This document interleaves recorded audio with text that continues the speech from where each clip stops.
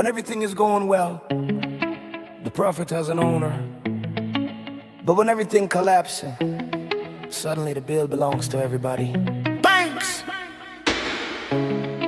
walls, reconstruction debt, different crises, same question.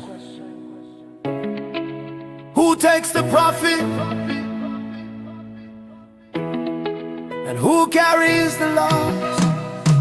When the market rising, champagne in the room, bonuses getting bigger while the numbers start to bloom.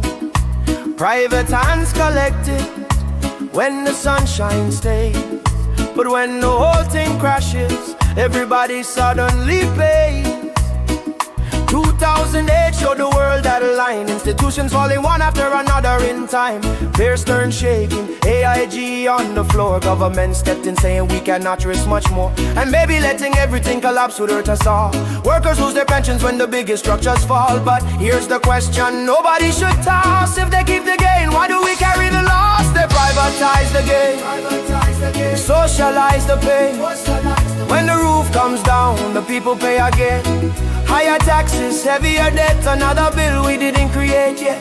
Who takes the profit? Who carries the cost? Who gets a rescue? And who carries the loss? Oh, hey. If somebody knows the state won't let them drown, what keeps the biggest gamble from coming back around? Heads they win, tails we pay. Risk gets bigger when consequences fade away. That is moral hazard, give the problem its name. When someone takes the upside while another bears the flame. A system cannot preach responsibility below, while giving giant institutions somewhere safe to go. Small business fails, the owner feels the fall, but when something becomes too big, the public may protect it all. So tell me where the discipline has gone, when private reward survives but public rescue carries on. They privatize the gain, socialize the pain.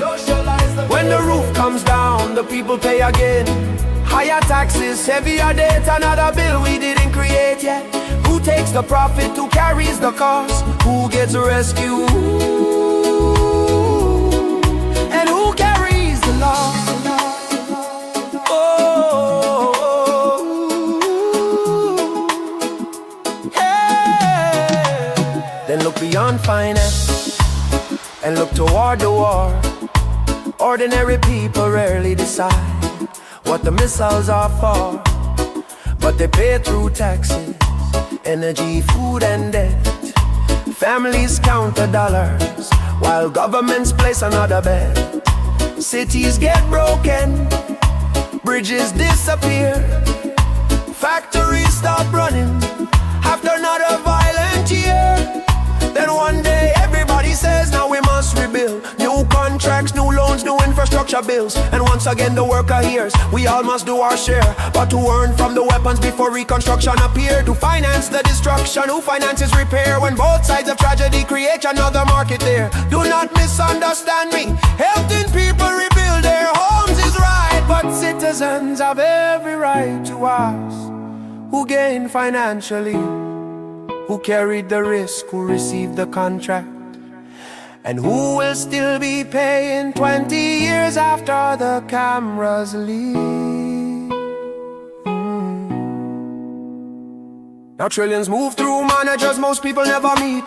Pensions, ETFs, insurance underneath. It isn't all their money, let that truth remain clear. They manage wealth belonging to millions far and near, but managing that scale still brings enormous weight. Shareholder votes, corporate access, a seat somewhere near the gate. So another question enters that democracy should face: how much influence should concentrate inside so little space? When a handful of institutions vote shares across the land, how much governance power ends up passing through their hands? Not they own the world, that claim goes much too far, but scale itself wins influence, and influence should never hide in dark. The ordinary person watches every cent, rent getting higher, food taking more percent, taxes rise quietly, public debt grows, another crisis comes, and somehow everybody knows we need sacrifice. Times are hard, do your part.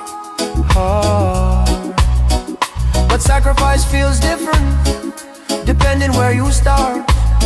If the losses reach the people while the profits rise above, don't call that share responsibility until the burden shared enough, and earth should not carry more discipline than $1 billion ban. A mechanic should not pay tomorrow for risk he never sanctioned today. This is not an argument to let everything collapse.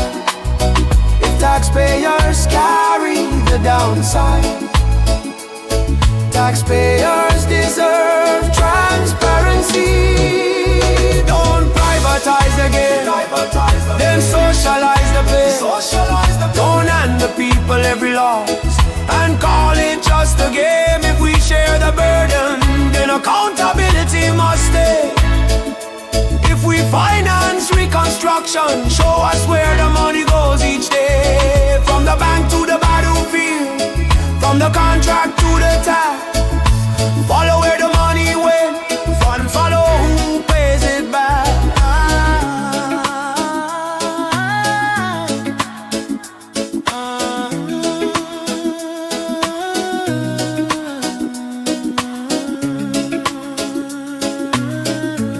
The question is not whether society should help when catastrophe comes.